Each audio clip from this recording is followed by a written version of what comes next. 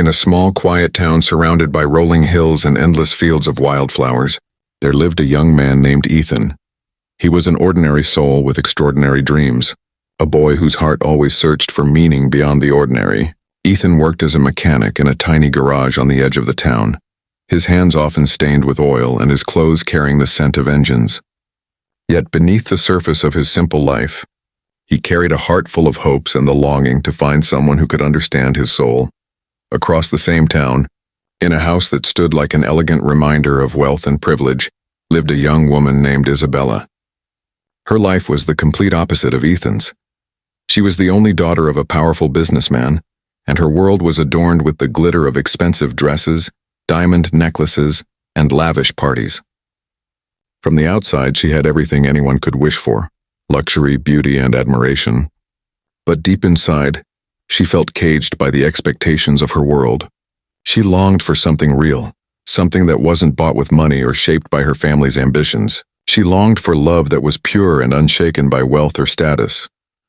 Their worlds collided one rainy evening when Isabella's car broke down on a deserted road just outside the town. Her phone's battery had died, and the night's heavy rain blurred the windshield, leaving her stranded and afraid.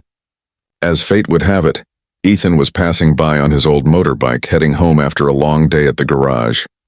When he saw her struggling by the roadside, he stopped without hesitation. His simple kindness, the way he offered his jacket to shield her from the rain, and the gentle patience in his voice were unlike anything Isabella had experienced before. She wasn't treated like a rich man's daughter that night. She was simply a girl in need, and he was a stranger willing to help. That night marked the beginning of a story that neither of them could have predicted. Ethan fixed her car in the rain, refusing any payment for his help. Isabella noticed the sincerity in his eyes, the quiet pride he carried in his work, and the lack of interest in her wealth. To him, she was just a person, not a symbol of luxury or privilege. That simple, genuine moment lingered in her heart long after she drove away. In the days that followed, Isabella found herself thinking about the mechanic who didn't care about her last name or the brand of the car she drove. She returned to the garage under the pretense of thanking him properly. Ethan, surprised but pleased to see her, greeted her with the same warm smile he had that rainy night. Their conversation started small, about cars, about the town, about little things, but soon grew into longer talks about dreams, fears, and the quiet aches they both carried in their hearts. They discovered that despite their different worlds, they shared the same longing for a love that was real. As weeks turned into months, their bond deepened. Isabella would sometimes escape her lavish but lonely parties to sit with Ethan in the tiny garage, watching him work while they talked about life.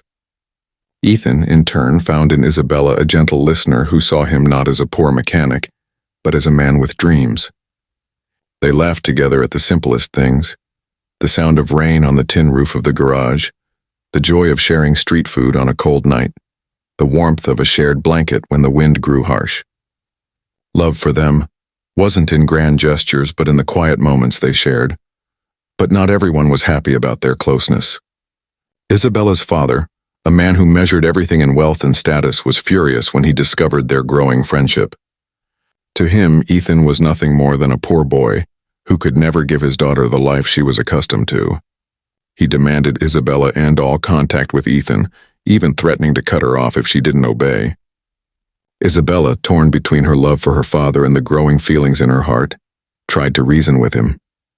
But the man who had built his empire on money could not understand that love couldn't be bought or priced. One evening, Isabella met Ethan in the quiet of the garage, her eyes brimming with tears.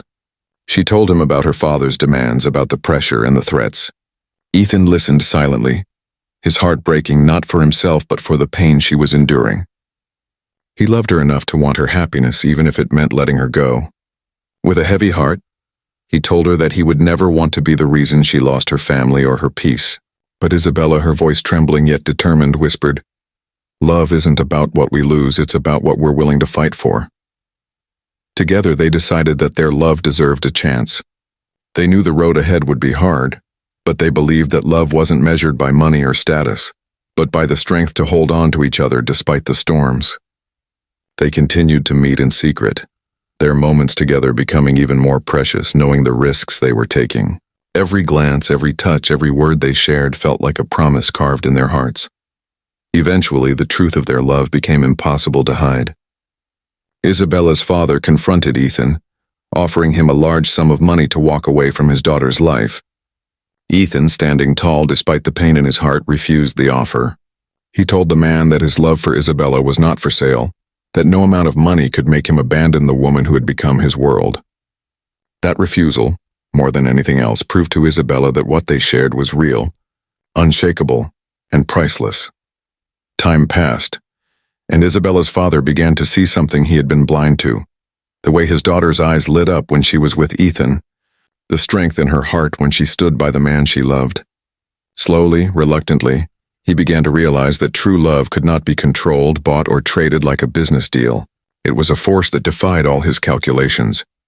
When Isabella's father finally gave them his blessing, it wasn't in a grand gesture but in a quiet nod, a silent acceptance that love had prevailed where wealth could not. Ethan and Isabella married in a simple ceremony under the open sky, surrounded not by luxury but by the warmth of those who truly cared for them. There were no diamond-studded gowns or glittering chandeliers, only wildflowers, laughter, and the kind of joy that money could never buy. Their life together wasn't always easy. They faced challenges and hardships like any other couple, but through it all they held on to the truth that had brought them together, that love is not defined by the size of a house, the weight of gold, or the brand of a car. Love is found in the way two hearts choose each other, again and again, no matter the price. Years later, as they sat together on the porch of their modest home, watching the sun set behind the hills, Ethan took Isabella's hand in his rough, work-worn palm. They had grown older, but the sparkle in their eyes was the same as the night they first met in the rain. Ethan whispered with a smile, "We may not have had much, but we had everything that truly mattered." And Isabella, resting her head on his shoulder, replied softly, "Because true love knows no price." Their story became a quiet legend in the town, a reminder that in a world often obsessed with wealth and appearances, the most precious things in life are the ones that cannot be bought. Their journey proved that love, when it is true, is more powerful than any obstacle, more enduring than time itself, and more valuable than all the riches in the world.